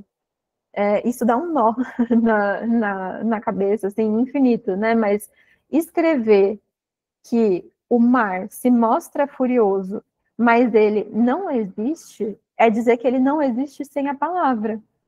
Porque ele não existe como furioso e ele não existe como mar, sem a palavra que a gente dá. Pelo menos não existe dentro da nossa configuração, né? Assim, ele existe dentro de uma outra configuração sem o atravessamento da linguagem, por exemplo, né? Para um peixe, o mar existe sem precisar chamar mar. Mas para a gente, o mar existe quando ele se chama mar. A experiência está ali quando a gente consegue contornar com palavras, mesmo que o mar não exista e mesmo que a experiência não exista. O que existem são as palavras, né? Nesse sentido que eu estou dizendo, né? O que existe para dar conta disso são as palavras. A experiência, ela está intimamente articulada às palavras. E é por isso que é muito delicado, né? Eu estou dizendo tudo isso, mas tenham em mente o duplo sentido, a contradição, que é que as palavras não dizem tudo. Então, é a única coisa que a gente tem, mas ela não vai dizer tudo, ela não vai dar conta de tudo. É um pouco isso que eu quero transmitir com esse poema, um pouco disso que eu quero transmitir com essa apresentação, que é como usar uma coisa que não vai dar conta de tudo. E aí, por fim, um trecho do poema Pedra Fundamental, também nesse mesmo livro, que eu gostaria que a gente pudesse se atentar à ideia de construção nesse poema. Eu queria que meus dedos de boneca penetrassem nas teclas. Eu não queria roçar no teclado como uma aranha. Eu queria afundar-me, cravar-me, fixar-me, petrificar-me. Eu queria entrar no teclado para entrar dentro da música para ter uma pátria. Mas a música se movia, se acelerava. Só quando um refrão se repetia, alentava em mim a esperança de que se estabelecesse algo parecido com uma estação de trens. Quero dizer, um ponto de partida firme e seguro, um lugar para partir, a partir do lugar, ao encontro do lugar, em união e fusão com o lugar. Mas o refrão era breve demais, de modo que eu não podia afundar uma estação, porque não contava mais que com um trem saído dos trilhos e que se contorcia e se distorcia. Então, abandonei a música e suas traições, porque a música estava mais acima ou mais abaixo, mas não no centro, no lugar da fusão e do encontro. Tu, que foste minha única pátria, onde te procurar? Talvez neste poema que vou escrevendo. Então, para finalizar, aqui eu leio o trem, a estação, a música, o lugar, justamente como a palavra. Eu procuro, mas ela é breve demais para que ela dê conta. Eu procuro, mas ela é excessiva demais, e aí ela sobra, e ela, na mesma medida, não dá conta. Então, onde eu encontro telhado? Onde eu encontro uma casa? E aí ela se pergunta, talvez nesse poema que vou escrevendo. E aí para dizer que sim, no poema que vou escrevendo e não no poema que vou escrevendo. Então, onde procurar essa casa que é o corpo? Onde na escrita se encontra essa casa que é o corpo?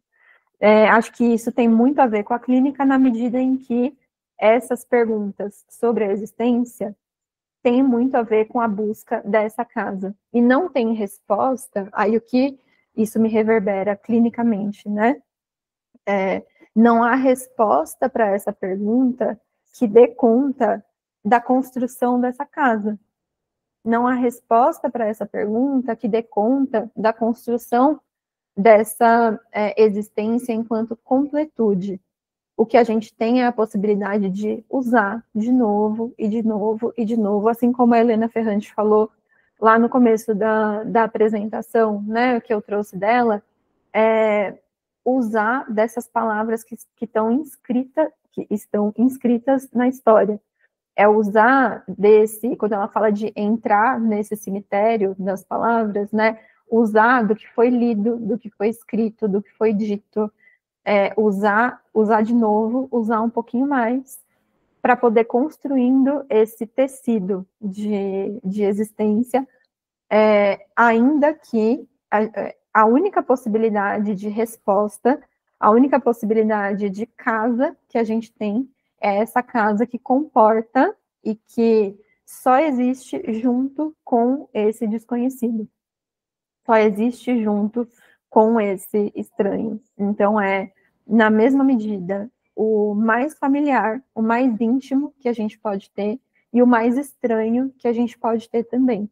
Caminhar com isso na clínica significa saber, não necessariamente informar o paciente, o sujeito, de que essa resposta não vai ser completa, mas é que a gente saiba, enquanto quem escuta, que a gente saiba que essa resposta pode transitar, que essa resposta pode deslocar, que as palavras podem ser dobradas, né, como ela diz no poema, né, que se contorcia e se distorcia. É saber que as palavras podem se contorcer e se distorcer.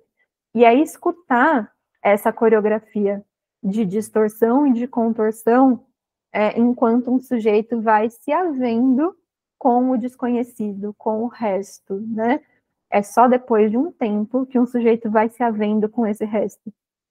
E é depois de um tempo de excesso de palavras, né?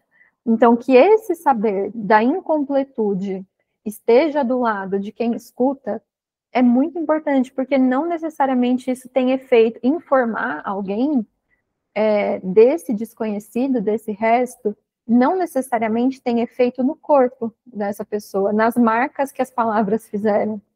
Então, se eu escuto o sofrimento de alguém, veio alguém numa primeira entrevista, né, e está falando para mim sobre um sofrimento muito importante, né, da vida, e eu digo para essa pessoa, poxa, mas as palavras se contorcem e distorcem, você pode construir um outro sentido, duplo sentido, o desconhecido está aí, faça uso dele, qualquer coisa, né, desse tipo, isso não tem efeito, isso é uma informação. E o que eu estou fazendo aqui, eu estou tentando transmitir algo da minha formação, mas o que eu estou fazendo aqui é dando alguma informação sobre isso. O efeito disso, que se dá pelo corpo, essa escrita que se dá pelo corpo, essa elaboração que se dá pelo corpo, é o que se faz, e só se faz, na própria análise, na própria terapia, no próprio processo, na própria vida, no próprio viver, no próprio exercício de viver. Sem o exercício de viver, essa informação não é nada. É o mar furioso, né? Não é nada. É só mais uma palavra. Então, essa palavra só se sustenta, é isso que eu estou falando aqui, só se sustenta. E para os sujeitos que a gente escuta, isso só se sustenta porque isso tem a ver com o efeito no corpo, na carne de cada um. É isso que eu queria dizer para vocês. É isso que eu tinha preparado para hoje. Estou bem feliz que deu tempo de falar e que ainda tem um tempo para a gente poder conversar um pouco mais. E queria escutar de vocês, se ressoa para vocês, né? Assim, se falei as coisas alienígenas ou não. A gente pode voltar em alguns pontos, se vocês quiserem. Eu posso voltar em alguns slides. Eu vou parar a apresentação, mas eu posso abrir de novo, caso vocês queiram, só para a gente poder conversar com as telas mais aqui. Pronto. Muito bonita a forma que, acho que até como você foi costurando cada autora e falando um pouco sobre a experiência de cada uma e a maneira como cada uma transmite a escrita. E aí eu fiquei pensando aqui, Jeff, também o quanto isso diz sobre você, porque eu gosto bastante da literatura na clínica e eu tento sempre buscar cada vez mais, assim, até compartilhando, conversando com outras pessoas também que acreditam nesse lugar, nessa forma também de dialogar junto com o paciente também. Então, parabéns pela apresentação, pela forma como você se propôs a apresentar e costurando isso de uma forma que possibilita, mas ao mesmo tempo também eu percebo que essa sensibilidade não, acho que não sei se é todo mundo que tem, assim, não é sobre o rigor teórico, acho que é uma coisa própria e bonito perceber a forma como você transmite isso, assim. Confesso que eu não conhecia todas as autoras, depois vou falar com você no privado para entender melhor sobre os livros, qual caminho percorrer. Mas uma pergunta que eu queria saber de você, até para compartilhar aqui, como é que você veio fazendo esse caminho, assim, a partir de qual momento assim, você decidiu inserir a literatura na clínica? E como é que tem sido para você essa experiência? Acho que isso, eu só consigo responder isso a partir da a formação, né? Assim, quando eu falo para vocês, né? Estou aqui transmitindo algo da minha formação, né? Eu estou falando da minha formação teórica, claro, mas formação, né? Assim, lá no fórum, né? Nos espaços que eu estudo, na minha supervisão, né? Que já vem um tanto mais carregada da minha singularidade, da construção do meu estilo clínico, mas principalmente da minha experiência de análise, né? Então, quando eu falo formação, eu estou falando dessa formação que acontece, quando eu digo assim, os efeitos disso são efeitos no corpo e eles acontecem nessa experiência, eu estou dizendo da minha experiência também, né? Então, tudo isso que eu fui falando para vocês hoje tem a ver com o encontro que eu tive com a literatura e que forja meu estilo. Estilo, né? Estilo é uma dessas palavrinhas que são conceituais no Lacan. Então, só para dar uma explicada sobre isso, né? Quando ele fala de estilo, ele fala desse produto que desse produto, efeito, produto não em termos de mercadoria, em termos de efeito mesmo. Produto dessa operação que acontece na formação.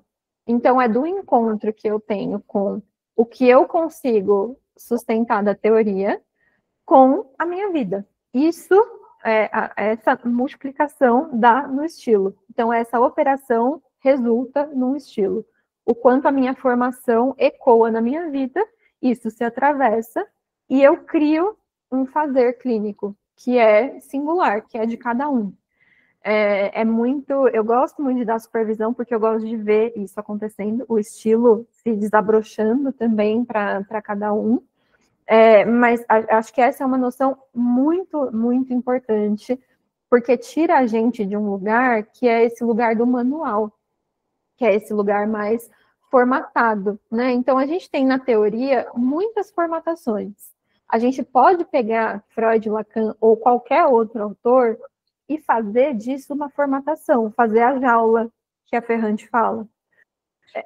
Ao mesmo tempo, a gente pode fazer uma outra coisa, que é uma leitura teórica, e se apropriar dessa leitura teórica, não sem os fundamentos éticos da profissão, mas se apropriar dessa leitura teórica na medida em que a formação vai acontecendo. Essa é a ideia de formação permanente, né?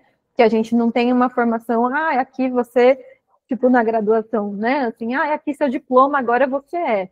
E aí a gente sai da graduação e pensa, eu sou o quê? Não sei o que eu sou agora que eu tenho esse diploma. A ideia de uma formação permanente, né, para qualquer profissional da escuta, tem a ver com o fato de que esse estilo se costura com a vida, com a vivência. Então, quando eu tenho a minha experiência de análise que se encontra com a minha vida, né? Afinal de contas, ali, aquilo se encontra com o exercício da minha vida, e dentro do exercício da minha vida existe a literatura, isso é o que possibilita que eu leia a teoria de um jeito meu, porque eu pego isso que é meu, vou lá na teoria e leio a teoria. É isso que faz uma prática não engessada também. Então, foi assim que foi acontecendo meu encontro com a literatura. Eu faço uso disso na minha prática clínica, nesse sentido que eu falei para vocês, que é de pensar o que a literatura me ajuda a experienciar e o que isso me proporciona de saber para ter paciência com a clínica. No fim das contas, eu tenho uma opinião, sei lá, que a clínica é um exercício de paciência. Justamente porque acompanhar o tempo de um sujeito é um exercício de paciência. Então, a literatura me ensina a ter paciência na clínica, por exemplo, né? Pensar nessa abertura que essas autoras propõem com as palavras, né? Isso não vem da minha história necessariamente, né? Essa relação aberta com a palavra não vem necessariamente da minha história. Essas autoras me ensinam a ter uma relação com a palavra. E essa relação com a palavra me ensina a escutar com mais paciência os sujeitos que estão na minha clínica. Então, as coisas vão se entrelaçando, né? Assim, acho que nesse sentido é formativo. E por isso que eu também entendo a formação permanente como algo que tem a ver com incluir a vida. Não é como um MBA, né? Que exclui a vida. Você faz sei lá, um MBA para o seu trabalho, aí você vai ganhar um diploma, você vai conseguir um cargo melhor, tem todos esses cálculos aí corporativos e tudo mais. Isso serve para alguma coisa, para algumas pessoas, mas eu tenho a ideia de que na nossa profissão, na profissão de alguém que escuta, a ideia de que a formação é permanente é justamente porque ela inclui a vida. Ela não consegue excluir a vida. E é por isso que a gente vê aí os profissionais de longa data ainda super engajados, né? Por exemplo, na profissão. Porque isso inclui a vida. E aí, acho que dá para a gente pensar que é um trabalho, não deixa de ser uma profissão, não deixa de ser estudo, mas a gente está num lugar em que a gente tem o privilégio de poder pensar fora de uma lógica essencialmente capitalista, nesse sentido, né, de que trabalho é trabalho, aí passa do horário de trabalho, e aí de repente você está inundado, burnout, tal. A gente pode ultrapassar esse pensamento sistemático do capitalismo de produção e consumo, trabalho, produz, consome, para poder abarcar a ideia de ofício, que é um trabalho que inclui a vida. E, nesse sentido, não tem esse pesar de que o trabalho inclua a vida e de que a vida inclua o trabalho, né? Tem uma relação um pouco mais possível de dialetizar entre esses termos, né? Não sei se eu respondi, porque eu acho que eu fui numa digressão, fui para um outro lugar. Pode falar. Sim, sim. E até antes de passar a palavra para o Beto, eu vou entendendo, então, a partir disso que você disse e apresentou, que a clínica, além dessa paciência que se faz necessária, é um processo inacabado. É um constante movimento, assim como a escrita, como a maneira como se cria, assim, seja através da pintura, seja uma forma de experienciar a vida também, né? Beto. Muito bom. Obrigado, Jess, pela presença, pela palavra, pela apresentação, pelas perguntas também, né? Você foi fazendo diversas perguntas, assim, durante a apresentação, perguntas que as próprias autoras também levantavam, e que é apontando para um lugar comum, assim, né? Eu acho curioso, assim, como algumas pessoas fazem tanta diferenciação entre as abordagens, assim, mas o quanto que a gente pode conversar da mesma coisa de maneira diferente, assim. São maneiras diferentes de ver uma coisa, assim, né? E acho que se orientar por elas é se orientar pela parte que é igual você fala, né? Que não é nossa, assim, não é sobre uma afetação pessoal, mas algo que a gente usa como uma técnica, assim, né? Ninguém usa a técnica de maneira extremamente herdada, né? E se estiver fazendo, acho que está fazendo algo muito feio, muito estranho, assim, né? Tentando mimicar o Freud, o Boss, que seja, né? Assim, das análises. Mas eu sei que tem, assim, né? E a construção do estilo pessoal, assim, eu acho que é fantástica, assim, né? Os 3 anos que a gente passou junto no ProAlu, né? Jéssica foi minha supervisora lá no FESP, lá no programa de atendimento ao adulto. E sempre caminhando nesse lugar, assim, né? Até o jeito que hoje eu ofereço também de supervisão, acho que tem muito a ver com isso, assim, de respeitar esse lugar, porque senão eu vou criar pequenos Robertinhos, assim, né? Que chato seria, ou pequenas Jéssicas, assim, né? Mas é muito interessante como a gente sempre encontrou, mesmo cada um com a tua abordagem, um lugar para conversar de possibilidade, a ponto até de eu ir lá fazer o curso, ver o que, que é esse tal de Lacan, até fazer uma análise com uma lacaniana e ver como seria a espécie de afetação. E é um pouco disso, né? Você falou, né? Por que escrever? Eu acho que entra nesse lugar do por que experimentar, né? Por que viver? Porque a gente precisa, assim, se abastecer da vida e tem... Eu estava até falando com o Yamaguchi esses dias que eu tenho pretensões de montar um canal no YouTube para trazer um pouco dessa pessoalidade, né, de quem eu sou também, porque eu acho que a construção do analista, assim, Roberto, analista, ela participa da minha experiência de vida, assim, né? E aí quando você fala sobre escrita, eu fui fotojornalista, né, assim, e a foto é escrever com a luz, né, assim, um sensor que tem lá uma sensibilidade acaba escrevendo ali uma situação. E é interessante como não diz nada, assim, porque eu que estava lá na situação carrego comigo a informação do que está para além da imagem, assim, né? E é interessante o quanto as pessoas vão nesse lugar do devaneio, e era a parte mais legal, assim, falou, puxa, lógico, algumas coisas eram, fui lá, e aí tá acontecendo isso, e aí tô fotografando para trazer informação, mas eu também tinha uma questão com a câmera, que era, eu tratava ela como um cachorro, assim, que eu tinha que levar para passear todo dia. Então eu passeava com a minha câmera, assim, e levava ela para todo lugar. E era interessante, assim, porque às vezes eu voltava para casa com 1000 fotografias, assim, por dia, assim, muitas fotos, assim. E aí ficava esse grande arquivo, assim, arquivo do que meu olho escolheu, de alguma maneira, retirar, né, desse mundo geral, assim. E aí era interessante porque chegou uma época, né, que eu tive uma aspiração de... Eu me colocava desafios, né? E um deles era tentar fotografar o silêncio. E aí você falando da autora que quer escrever sobre o silêncio, né, assim, e tem muito silêncio, assim, né, em todos os lugares, assim, a gente olha, assim, sapatos, assim, meio largados, assim, né, ou situações que cada pessoa pode interpretar de uma maneira diferente, assim, né.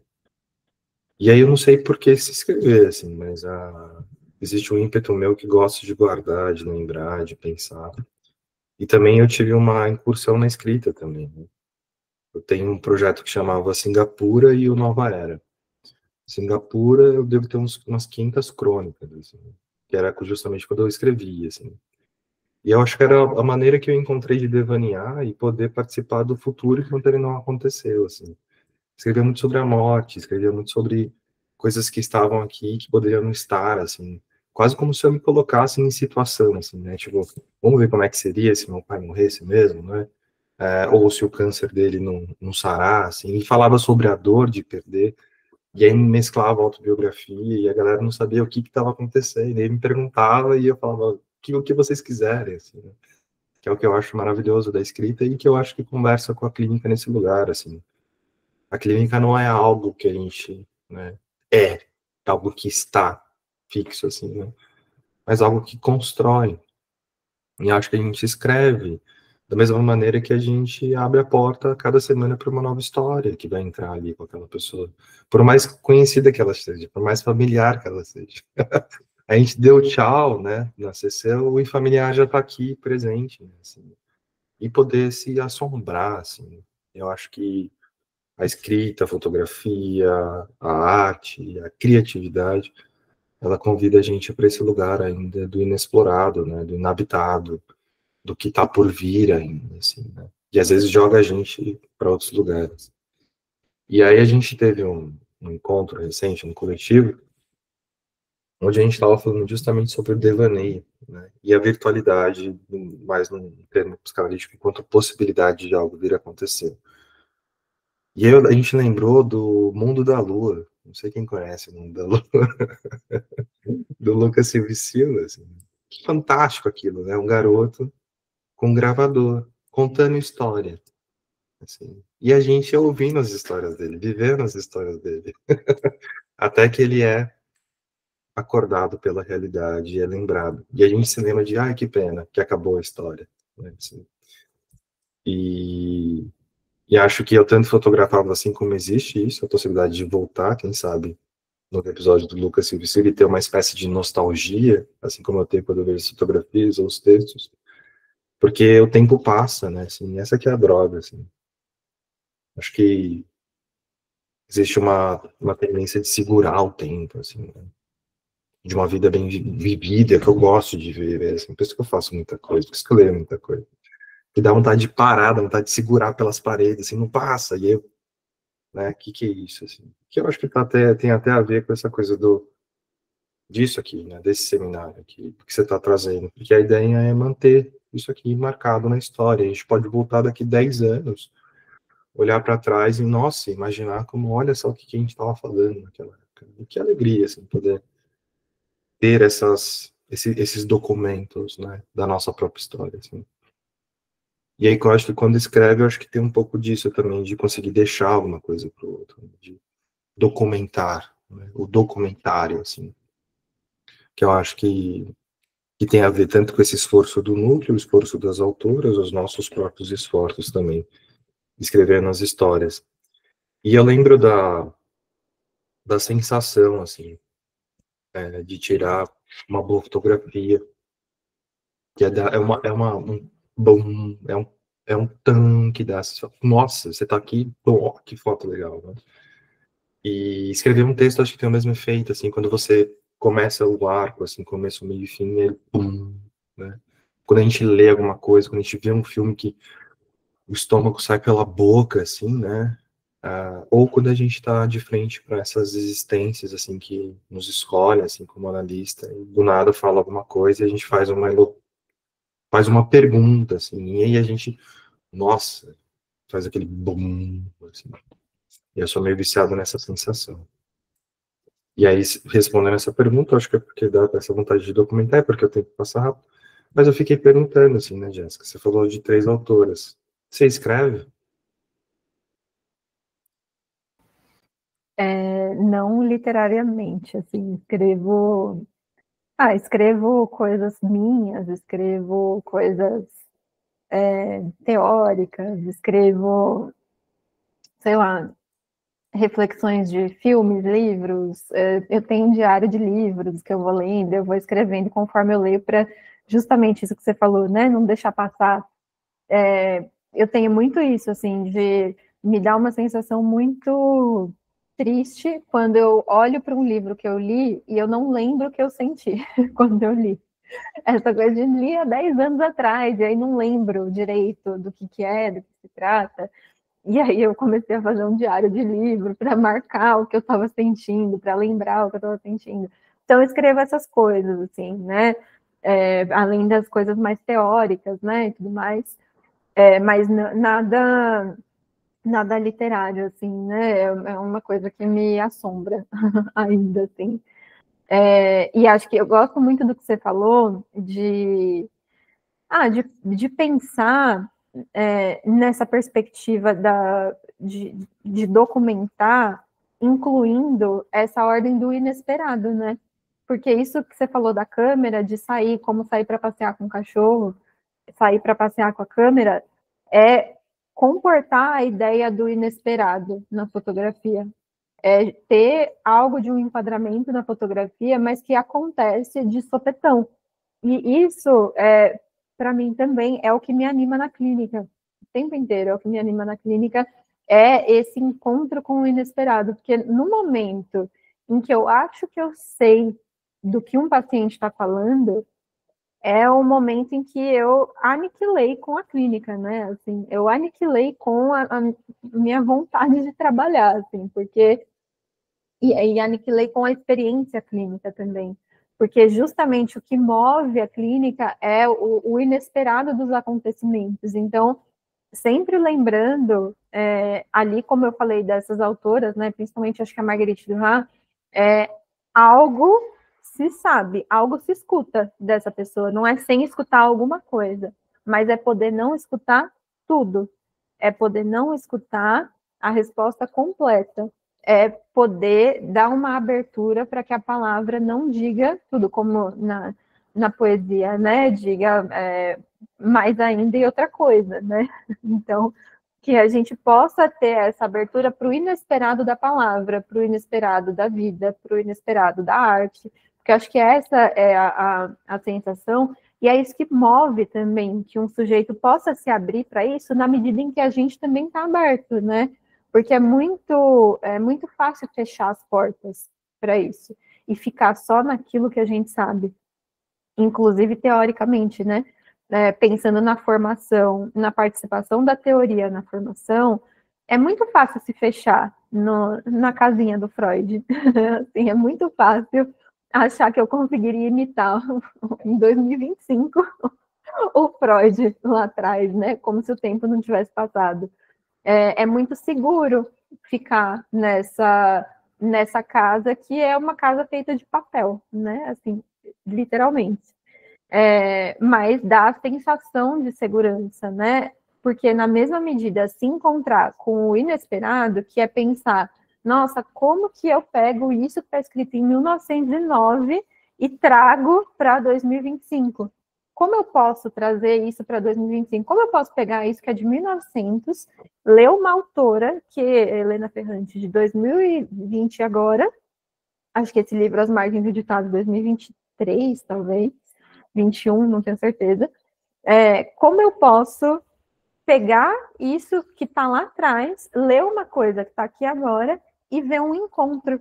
Esse encontro não é total, não é literal o encontro, né? Assim, acho que é isso que me convoca a pensar também sobre a teoria, porque é isso que faz a teoria carregar algo de inesperado. Se eu levo ao pé da letra, é a ideia de que eu faço uma leitura teórica. Eu não levo ao pé da letra a teoria, eu faço uma leitura, porque é também a ideia de que um outro pode fazer outra leitura. Cada um pode fazer a sua leitura. E aí, sustentado sempre num fundamento ético, que é muito importante de se sustentar, mas com a possibilidade da diversidade de leituras. Né? Assim, não vou dizer que o Freud está falando de alienígena, né? Não é isso. Não está falando de alienígena, a gente não está nesse campo quando a gente está lendo Freud. Mas, ao mesmo tempo, poder dizer que eu leio isso que o Freud falou, do escritor e a fantasia, eu leio o desejo dessa maneira, é uma coisa. Que um colega possa ler o desejo como, sei lá, aquilo que ficou recalcado a partir da infância, não sei, pode ser uma outra leitura. Alguém que possa ler desejo como outra coisa, pode ser uma outra leitura. Alguém que queira ler desejo como alienígena, é uma leitura. Então, a gente faz leituras a partir de um fundamento, né? Então, eu acho que muito mais do que ter uma casa de papel, é importante ter um chão que a gente pisa. Então, a teoria pode ser o chão que a gente pisa, mas acho que ela nunca vai fazer a casa que a gente habita, né? A casa, acho que é muito mais feita aí pela vida. E como a Alejandra Pizarnik colocou num dos poemas, é muito simples de voar, telhado afora, né? Assim, muito simples de que o telhado de palavras saia voando. Mas que a gente possa resgatar e construir algumas outras, né? Acho que esse é o exercício mesmo. Você falando de alienígena, eu me lembrei do Mutarelli, né? Do Cheiro do Ralo, né? Que escreveu e tudo, assim. Aí dá uma pinta de ator também. E aí tem um documentário desses acho que é do canal Arte, né? Que aí mostra os autores escrevendo, assim. Ele fala que não escreve nada, né? Ele só capta o que os alienígenas mandam para ele, assim. E é interessante isso, né? Porque é também estar de acordo com o inesperado. Porque é uma vez que você começa a escrever a história, você não sabe que história que vai aparecer para você, né? Interessante isso. Exatamente, é isso que essas autoras estão falando sobre escrever. E aí eu volto no que a gente começou falando, que a Duda falou lá no começo, e que eu fui puxando esse gancho, como que a escrita pode ser uma associação livre, na medida em que a gente não sabe o que vai acontecer depois, na medida em que a gente não sabe o que vai escrever depois, né? É só assim que a escrita consegue ser uma associação livre, um duplo sentido, uma palavra poética, etc. Maravilha. Não sei se alguém tem alguma pergunta, se a gente pode encerrar, dê uma olhada já no horário, a gente chegou ao fim. Se é que chegamos ao fim, né? Vou ficar aqui em aberto para quem voltar depois ou que vier aqui na gravação. Mas, Jess, muito obrigada pela participação, assim, o núcleo está com as portas abertas para você. E caso você quiser também deixar seu contato, Instagram, compartilhar com o pessoal, para o pessoal te conhecer melhor, ou Gente, eu outras tô. formas de te encontrar. Eu coloquei na apresentação o meu e-mail, né? Meu Instagram existe, mas ele no momento está desinstalado do meu celular. Não é a melhor forma de entrar em contato comigo. A melhor forma realmente é por e-mail. Mas o. Eu nem lembro direito qual que é o nomezinho do meu Instagram. Eu vou mandar depois pro Roberto, pode compartilhar no grupo com vocês. Mas não é a melhor forma de entrar em contato, mas lá tem coisas, né? Tem coisas que eu escrevi, né? Quando eu usava um pouquinho mais. Então, vocês fiquem à vontade para adicionar lá, para colocar. Mas acho que a melhor forma mesmo é o e-mail que eu coloquei na apresentação, mas posso mandar para colocar no grupo do WhatsApp também. Acho que é uma boa ideia, fiquem super à vontade para me escrever, para escrever sobre os efeitos dessa conversa, para me procurar. Foi muito, muito gratificante estar aqui e falar tudo isso para vocês, que faz parte aqui da minha construção também. Obrigada, então. Gente, então, encerramos por aqui. Próximo mês, a gente vai ter mais apresentações, vai ser o Bruno Brás, o Lucas, Lucas, me Avelar. ajuda, Avelar, e Agora e o Christopher Settlers com o ele. Internacional. Né? Então, semana que vem a gente tem uma pausazinha. Então, aqui no segundo. Então tá. Beijo, gente, até a próxima. Tchau, tchau, Obrigado, gente. Tchau. Obrigada. Valeu.